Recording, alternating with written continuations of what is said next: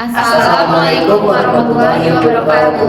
Kami dari kelompok 2 dan saya sendiri Muhammad Hasan Abdillah. Saya Claudia Helena. Saya Nur Fitri Briliani. Nama saya Dila Putra Penjono. Pada kesempatan kali ini kelompok kami akan menjelaskan tentang communicate effectively, verbal and written communication strategies. Lalu yang kedua ada principle of non-verbal communication. Lalu yang terakhir ada non-verbal communication strategies. Berikut adalah penjelasan dari kami. Selamat menyaksikan. Manusia adalah makhluk sosial dan membutuhkan manusia lainnya. Hal ini tidak bisa dihindari dari human relation, yaitu hubungan atau interaksi yang terjalin antara seseorang dengan orang lain. Karena suatu hubungan antara manusia yang baik akan mengembangkan strategi komunikasi yang efektif.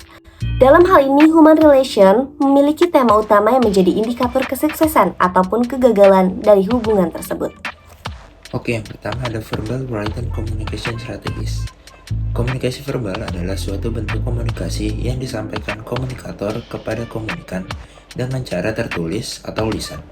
Pada komunikasi verbal, ide-ide, pemikiran, atau keputusan lebih mudah dipahami dan disampaikan dengan cara yang pertama, berbicara dan menulis, mendengarkan dan membaca, dan digunakan saat bertemu dan menyapa. Selain itu, terdapat beberapa strategi yang dapat digunakan untuk meningkatkan keterampilan komunikasi verbal, yaitu yang pertama ada aktif mendengarkan adalah teknik yang melibatkan memberikan perhatian sepenuhnya pada apa yang dikatakan oleh klien. Lalu yang kedua adalah menggunakan bahasa tubuh yang mudah, hindari penggunaan bahasa teknis yang sulit dipahami. Lalu yang ketiga adalah mempertimbangkan budaya dan latar belakang. Hal ini dapat membantu menghindari kesalahpahaman atau penafsiran yang salah. Lalu yang terakhir ada menggunakan pertanyaan terbuka. Adalah pertanyaan yang memerlukan jawaban yang lebih dari sekedar ya atau tidak. Teknik ini dapat membantu memperoleh informasi yang lebih detail. Selanjutnya ada written communication strategies. Berikut adalah beberapa langkah yang dapat Anda lakukan untuk mengembangkan keterampilan komunikasi tertulis. Di antaranya, yang pertama adalah berusahalah untuk kesederhanaan. Komunikasi tertulis harus sederhana dan sejelas mungkin. Berguna untuk memasukkan banyak detail dalam komunikasi untuk mudah dipahami audiens. Lalu yang kedua adalah jangan mengandalkan nada, karena nada tidak memiliki nuansa komunikasi. Lalu yang ketiga adalah luangkan waktu untuk membaca kembali email, surat, atau memo. Anda dapat membantu mengidentifikasi kesalahan. Yang terakhir adalah simpanlah file tulisan yang menurut Anda efektif atau menyenangkan. Lalu jenis-jenis komunikasi verbal adalah berbicara merupakan suatu alat untuk mengkomunikasikan gagasan yang dilakukan minimal oleh 2 orang atau lebih. Lalu yang kedua adalah berdiskusi, yaitu sebuah interaksi komunikasi antara yang akan menghasilkan suatu pemahaman dari topik tersebut. Lalu yang ketiga yaitu kuliah. Kuliah adalah sebuah proses satu arah dalam transfer ilmu pengetahuan. Kuliah ada 2 macam, yaitu kuliah secara formal dan kuliah secara non-formal. Dialog yaitu kegiatan adu argumentasi antara yang dilakukan menuruti aturan dihasilkan melalui voting atau keputusan juri. Lalu yang terakhir adalah debat atau adu argumentasi dalam mendiskusikan dan memutuskan masalah dan perbedaan. Yang kedua ada principles of non-verbal communication. Komunikasi nonverbal menurut Atep Ada Barata menyampaikan bahwa komunikasi nonverbal adalah komunikasi yang diungkapkan lewat objek di setiap kategori lainnya, the object language. Komunikasi menggunakan gerak sebagai sinyal, serta komunikasi melalui tindakan atau gerakan tubuh. Berikut beberapa prinsip dari komunikasi nonverbal, yaitu yang pertama, melengkapi atau menggantikan komunikasi verbal. Maksud dari prinsip tersebut yang pertama, nonverbal mengulangi pesan verbal, contohnya mengatakan ya dan menganggukkan kepala.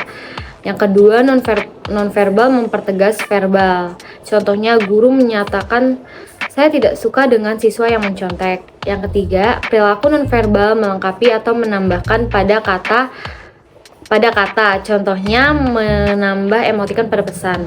Yang keempat, ada perilaku nonverbal dapat bertentangan dengan pesan verbal. Contohnya, oke, saya akan kerjakan dengan muka murungnya. Yang kelima, menggantikan komunikasi verbal dengan nonverbal. Prinsip yang kedua yaitu mengatur interaksi. Mengatur percakapan dengan komunikasi nonverbal, contohnya isyarat menunjuk mahasiswa untuk menjawab. Lalu prinsip yang ketiga yaitu membentuk makna tingkat hubungan. Maksud dari prinsip tersebut, yang pertama, komunikasi nonverbal lebih kuat daripada bahasa verbal dalam menyampaikan makna tingkat hubungan. Yang kedua, komunikasi nonverbal digunakan untuk menyampaikan 3 dimensi makna tingkat hubungan.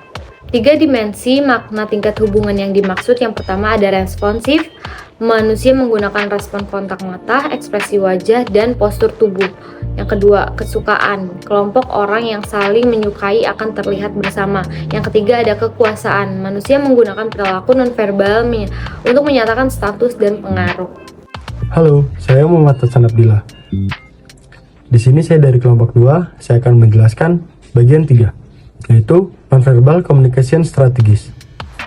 Menurut Raspberry tahun 2004, bahwa komunikasi nonverbal merupakan suatu tindakan dan perilaku manusia serta memiliki makna. Komunikasi nonverbal merupakan bentuk komunikasi yang tidak menggunakan kata-kata, baik lisan maupun tulisan. Komunikasi nonverbal menggunakan tanda-tanda melalui tubuh, meliputi gerakan tubuh, ekspresi muka, serta nada suara. Selanjutnya, nonverbal communication strategies. Terdapat beberapa strategi yang dapat digunakan untuk meningkatkan keterampilan komunikasi nonverbal, diantaranya. 1. Mengamati bahasa tubuh. Mengamati bahasa tubuh membantu memahami perasaan dan emosi yang sedang dirasakan. Hal ini dapat membantu menentukan cara terbaik untuk memberikan dukungan. Yang kedua, menggunakan bahasa tubuh yang sesuai. Menggunakan bahasa tubuh yang sesuai dan konsisten dengan pesan yang ingin disampaikan. Dalam suatu situasi hubungan antara manusia, baru terjadi human relation apabila manusia mempengaruhi secara sengaja dengan manusia lain dengan cara melakukan communicate effectively. Dengan memahami konsep komunikasi verbal and written communication, yaitu suatu bentuk komunikasi yang disampaikan kepada komunikator dengan cara tertulis dan lisan. Dan strategi prinsip of non-verbal communication, yaitu komunikasi yang diungkapkan lewat objek di setiap kategorinya, dan non-verbal communication strategies, merupakan suatu tindakan dan perilaku manusia serta memiliki makna. Oleh karena itu terjadi komunikasi human relation yang berorientasi pada kegiatan yang merupakan upaya mempengaruhi satu sama lain. Sekian video yang telah kami tampilkan. Semoga video yang telah kita tampilkan bermanfaat untuk teman-teman semua. Kurang lebih mohon maaf. Wassalamualaikum warahmatullahi wabarakatuh.